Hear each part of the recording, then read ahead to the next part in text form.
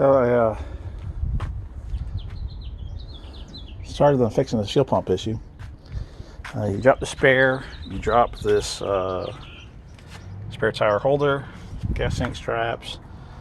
When you fill it up with gas, it actually fills through this tank, so you gotta undo that.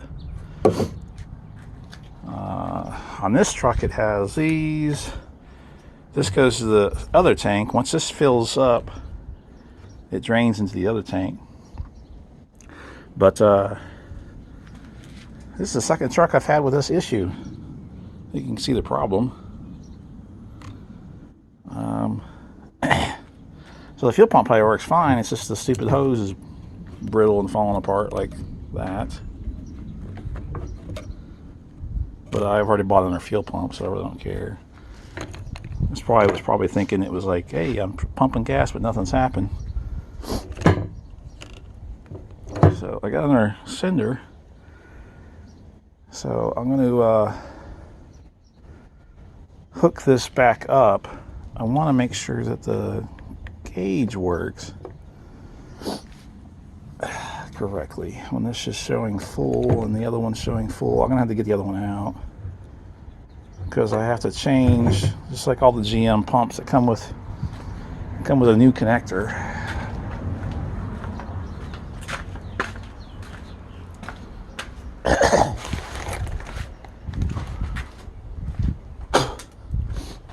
So I'm assuming this one's never been changed. I'm assuming.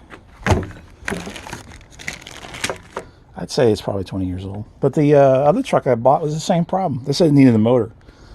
It's like I could hear the fuel pump run, but I had no fuel pressure, so I took the gas tank out, and it was the same thing. It was in pieces in the damn tank.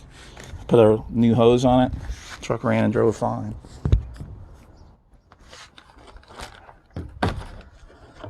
Well, let me mess with this. I want to just double check the gauge, and I'm going to get the other tank out here shortly. Hardest part is they don't give you any slack. I don't know why they don't put a loop in. So this is really tough to get up, and I actually bent the tabs. I didn't want to, but it wouldn't come undone, and I was hoping to break the thing off, but it pulled the tabs out, so I got to bend them back. Plus this sock is all jacked up. But let me get the other tank out and play all this other crap.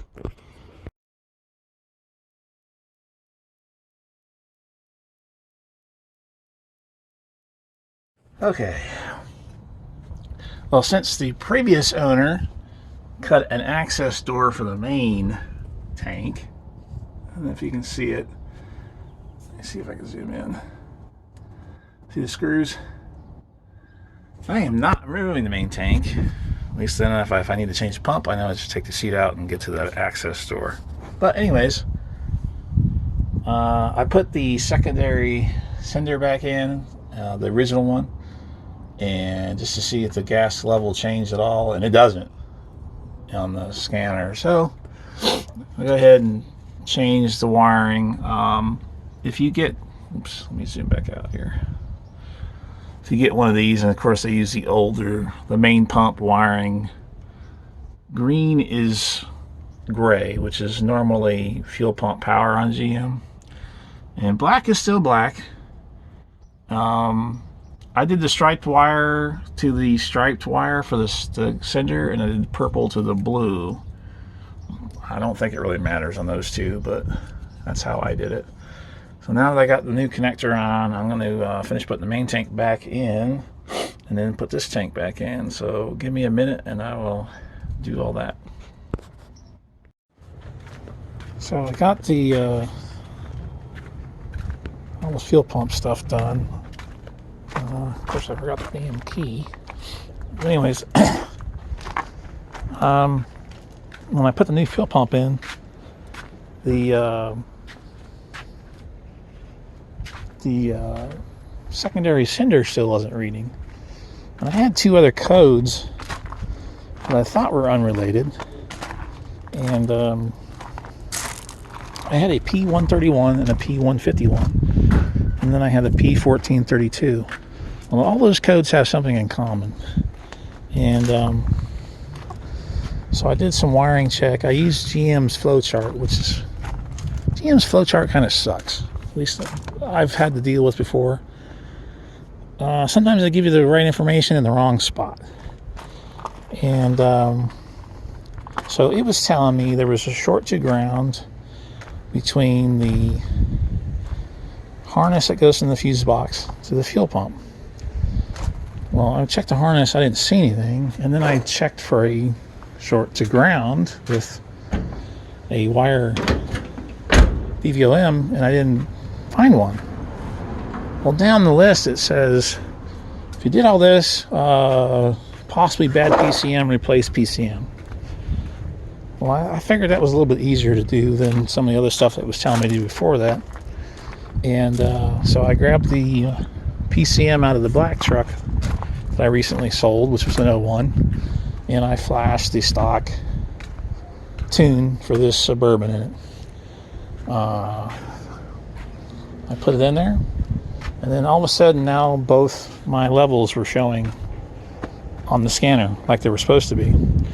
Gas gauge still doesn't work, but I think that's a stepper motor issue because it doesn't move. It's stuck at half. I think it's at half right now and the truck's off. Yes, it is. So,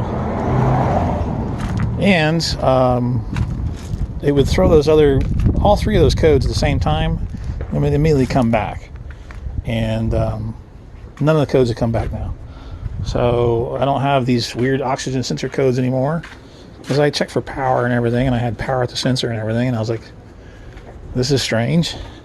So I think they share a common ground in the PCM, and something probably happened at some point to make it not work anymore.